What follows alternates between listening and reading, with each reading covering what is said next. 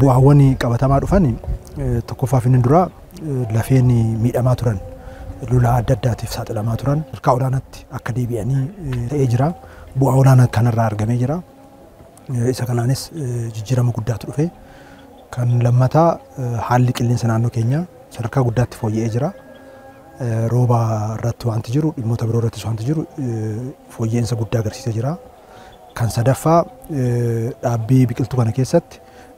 kuduraa fi muduraa bal'inaan kan itti deemame waan ta'eef kuduraawwan fi muduraawwan kanan dura dhaabne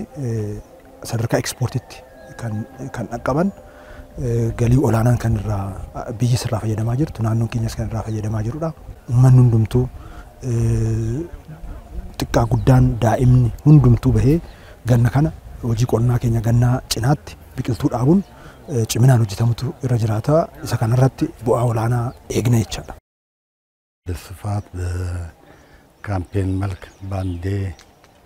በሚሊዮኖች በሚተከሉበት ወቅት ፋይዳው ትልቅ ነው የሚሆነው የቀደም ብሎም የተጀመረ አሁንም እየተጠናከረ ይሄዳል ነውና ትግራይ ሐምሌ 20 ነው ኦፊሻሊ የሚጀምረው 70 ሚሊዮን ችግኞች ናቸው እስካሁን ድረስ ለተክል የተዝግጁ የሆኑት በአጠቃላይ ዝግጅቱ ካለው ሁኔታ አንፃር ሲታይ ቆንጆ ነው አረንጓዴ አሻራ ከጀመርን በአገራችን ትልቅ ዲፓርቸር እየተመዘገበ ነው ያለው በቡና ምርትም ትልቅ ውጤት እየተገኘ ነው ያለው ከዚህ በፊትም ያልተለመዱ ፍራፍሬዎች በአገራችን ተተክሎ ለአገራችን ፍጆታ ባለፈ ኤክስፖርት እየተደረገ ነው ያለው ይሄ ትልቅ ስኬት ነው ስለዚህ እንደ ሀገር በሁሉም ክልሎች